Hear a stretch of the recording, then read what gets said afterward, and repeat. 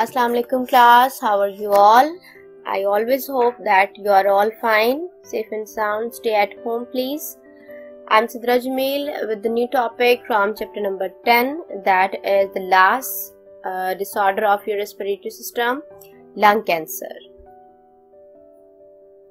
First of all, I would like to tell you about the what is actually cancer is. Cancer में जब भी कोई आपका organ cancer की तरफ मूव करता है तो उसमें सबसे पहला जो चेंज आता है that is actually uncontrolled division of the cell. ठीक है, ये आपने माइटोसिस में पढ़ा होगा कि जब भी सेल की डिवीजन जो है वो अनकंट्रोल हो जाती है. आपको पता है सेल डिवीजन में चाहे माइटोसिस है चाहे मियोसिस है, उसमें चेक पॉइंट्स होते हैं जो कि हर स्टेज पे, यानी अगर प्रोफेज से सेल मेटाफेज की तरफ जा रहा है तो इन दोनों के दरमियान में एक चेक पोस्ट होती है जो चेक करती है कि आया ये सेल जो है वो प्रोफेज से मेटाफेज में जाने के काबिल हो गया है, क्या इसमें वो सारे चेंजेस हो गए हैं जो प्रोफेज में होने थे.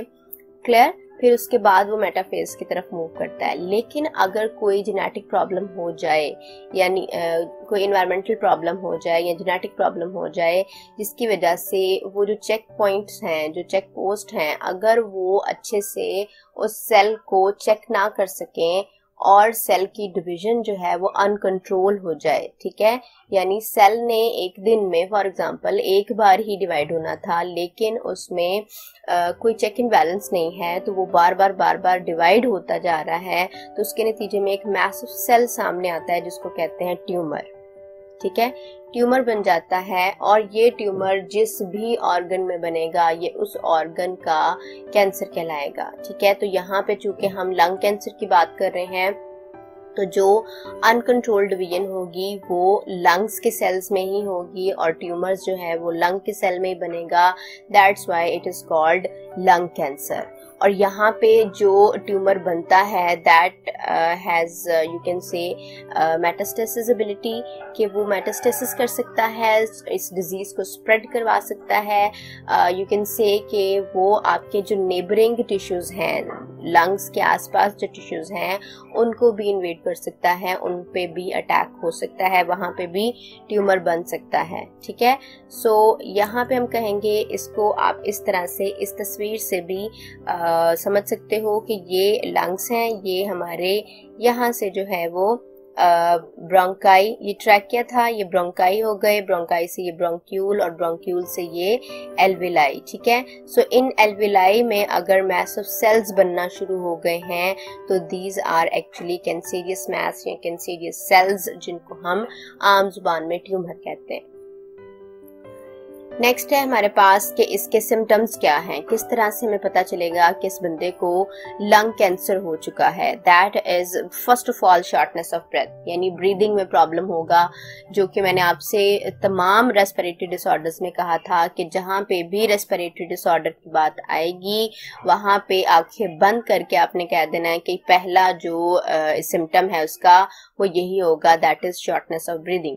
देन उसके बाद coughing, that coughing with blood, ये सबसे बड़ी निशानी मानी जाती है ब्लड कैंसर की, लंग कैंसर की, कि जिसमें कफिंग के साथ साथ ब्लड आना शुरू हो जाए. ठीक है, और उसके बाद वेट लॉस. अब शॉर्टनेस ऑफ ब्रीदिंग जो है वो बाकी के आपके जो डिसऑर्डर्स हैं उसमें तो होती ही है, वेट लॉस हो सकता है किसी और वजह से भी हो रहा हो, लेकिन जो सबसे बड़ी अलामत मानी जाती है, जो सबसे बड़ा सिम्टम है इसका, वो यही है कि कफिंग के साथ जो है वो ब्लड आना शुरू हो जाए, तो फिर लंग कैंसर की तरफ ध्यान जा सकता है. क्लियर.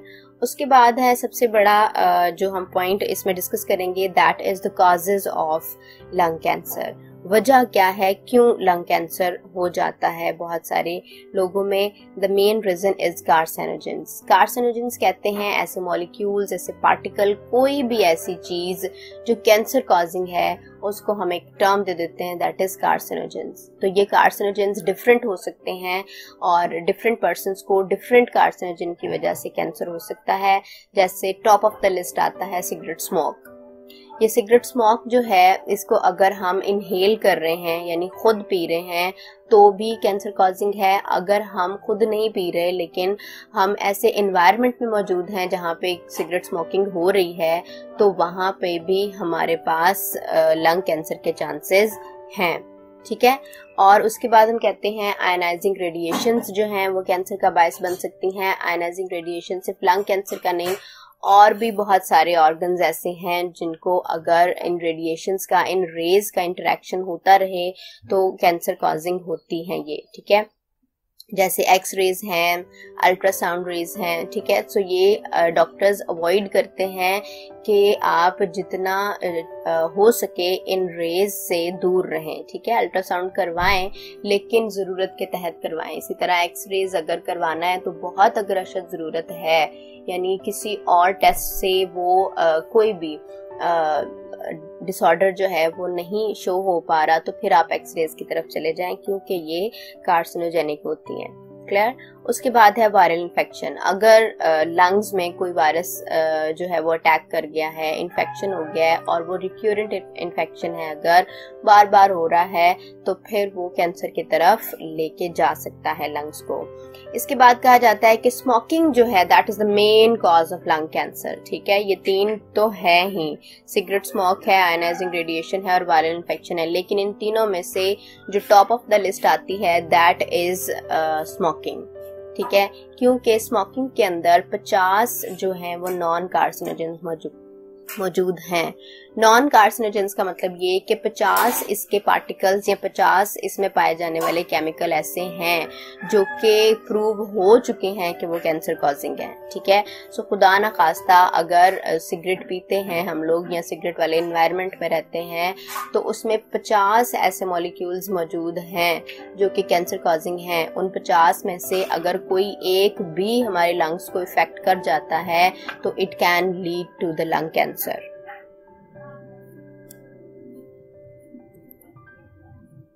इसके लिए एक हम ये बात मैं बार बार आपसे कह रही हूँ कि अगर हम खुद स्मोकिंग कर रहे हैं या हम स्मोकिंग वाले एनवायरनमेंट में रह रहे हैं तो वो स्मोकिंग वाले एनवायरनमेंट में रहते हुए किस तरह से हमें स्मोकिंग इफेक्ट कर सकती है, उसके लिए एक बड़ी जबरदस्त किस्म की टर्म इस्तेमाल हुई है आपकी बुक में, that is passive smoking. Passive smoking का मतलब ये है कि हम खुद स्मोक नहीं कर रहे लेकिन हम उस एनवायरनमेंट में मौजूद हैं जहां हमारे सामने कोई स्मोक कर रहा है। सो इसको हम डिफाइन करेंगे that is the inhalation of the smoke from another smoking, यानी कोई और स्मोकिंग कर रहा है लेकिन उसका जो धुआं है, जो स्मोक है, वो हम इनहेल कर रहे हैं, तो फिर ऐसे में हम पैसिव स्मोकर कहलाएंगे, ठीक है। जैसे कि और इसके बाद कहा जाता है कि ये भी लंग कैंसर का बायस है, चूंकि जो सिगरेट स्मोक है चाहे वो इनहेल किया जाए डायरेक्ट फ्रॉम द सिगरेट या वो इनहेल किया जाए फ्रॉम द एनवायरनमेंट, तो उसमें कार्सिनोजेंस तो मौजूद है ना, तो वो कार्सिनोजेंस जो हैं वो लंग कैंसर का बायस बन सकते हैं for the active smoker and for the passive smoker as well. और बात रिसर्च से ये साबित हुआ है कि जो पैसिव स्मोकिंग है वो मोर डेंजरस है as compare to active smoking. क्यों? क्योंकि smoke from the burning end is more dangerous than smoke from the filter end. जिस एंड से स्मोकिंग की जाती है, ठीक है, सिगरेट पी जाती है, वो एंड उसका फिल्टर एंड होता है, ठीक है, यानी जो स्मोक बंदे के अंदर जा रही है वो फिल्टर होके जा रही होती है, और दूसरी तरफ उसका बर्निंग एंड होता है जिसकी साइड जो है वो हमारी तरफ है, ठीक है। सो बर्निंग एंड में कोई फिल्टर नहीं लगा हुआ, उस बर्निंग एंड से जो भी धुआं निकलेगा वो डायरेक्ट हमारे अंदर जाएगा, और वो स्मोक जो है, बर्निंग एंड का स्मोक जो है, that is more dangerous as compare to filter end. अब कहा जाता है कि लंग कैंसर जो है वो बहुत ज़्यादा फ्लरिश है दुनिया में। एनुअली बहुत सारी अमवात जो हैं वो लंग कैंसर से हो जाती हैं। So there is a need to prevent this. अब लंग कैंसर को प्रिवेंट करना है तो इट्स मीन इसके कॉजेज को प्रिवेंट करना पड़ेगा। अब मैंने 3 इसके कॉजेज आपको बताए हैं कि एक वायरल इन्फेक्शन हो, ठीक है, उसको तो हम प्रिवेंट नहीं कर सकते, और दूसरा है आयनाइजिंग रेडिएशन, ठीक, बिल्कुल उसको प्रिवेंट कर सकते हैं, जितना हो सके कम आप रेस के साथ इंटरेक्ट करें, और तीसरा है स्मोकिंग। इसको तो हम डेफिनेटली प्रिवेंट कर सकते हैं। सो यहाँ पे भी हम कहेंगे कि smoking is the main cause of lung cancer. ठीक है, ये मैंने आपको कॉजेज में बताया था। सो यहाँ पे अगर प्रिवेंट करना है तो इन सारे कॉजेज में से सिर्फ स्मोकिंग ही ऐसा कॉज है जिसको प्रिवेंट करना चाहिए, टॉप ऑफ द लिस्ट। ठीक है, सो एलिमिनेट स्मोकिंग, खत्म कर देनी चाहिए स्मोकिंग, ना सिर्फ अपने लिए बल्कि अपने आसपास मौजूद लोगों के लिए भी। अगर फॉर एग्जांपल पैसिव स्मोकिंग इसी तरह से है ना कि हम घर में रहते हैं, घर में फादर्स हैं या बड़े भाई हैं या कोई भी स्मोकिंग करता है तो हम पैसिव स्मोकर हैं। इसी तरह हम बाहर चले जाते हैं, सो गलियों में, बाजारों में जो कोई भी स्मोकिंग कर रहे हैं तो हम पैसिव स्मोकर बन जाते हैं। ठीक है, so eliminate smoking for yourself and for your fellow beings. जो भी आपके आसपास लोग मौजूद हैं उनके लिए भी स्मोकिंग को छोड़ना पड़ेगा। इसके लिए WHO एक इदारा है जिसको वर्ल्ड हेल्थ ऑर्गेनाइजेशन के नाम से जाना जाता है। ये एक इंटरनेशनल इंस्टीट्यूट है जो कि सेहत आमा के बारे में पूरी दुनिया के लिए इंटरनेशनली ये काम करता है। अभी भी आपने WHO का नाम बहुत ज़्यादा सुना होगा कोविड-19 के हवाले से। ठीक है, कि WHO ने ये कहा, WHO ने वो कहा।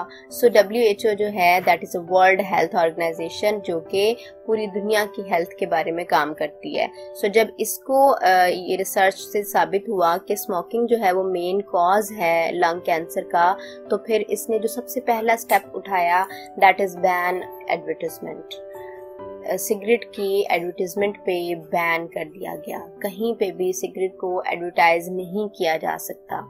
ठीक है, 80s 90s में आप लोगों के जो बड़े हैं वो आपको ये बता सकते हैं कि 80s 90s में एडवर्टाइजमेंट्स आती थी, सिगरेट को प्रमोट किया जाता था टीवी पे, एक बाकायदा कमर्शियल होता था, जैसे बाकी चीज़ों के कमर्शियल आते हैं ना, इसी तरह से सिगरेट का भी कमर्शियल आता था। लेकिन अब जो है WHO के स्टेप के बाद ये कंप्लीटली बैन है। इसको ना तो इलेक्ट्रॉनिक मीडिया पे और ना ही प्रिंट मीडिया पे कहीं पे भी सिगरेट को प्रमोट नहीं किया जा सकता, इसको एडवर्टाइज नहीं किया जा सकता। क्लियर?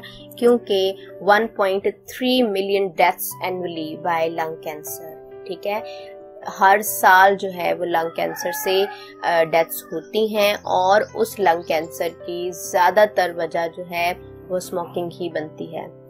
वो एक्टिव स्मोकिंग भी हो सकती है, वो पैसिव स्मोकिंग भी हो सकती है। ठीक है, सो अगर आप अपने लिए स्मोकिंग को नहीं छोड़ सकते, so try to leave it for your fellow beings. अपने आसपास रहने वाले लोगों के लिए, अगर कोई फादर ऐसा कर रहे हैं तो वो अपने बच्चों के लिए इस स्मोकिंग को छोड़ दें। ठीक है, दैट्स ऑल फॉर टुडे। अपना ख्याल रखिएगा। अल्लाह हाफिज।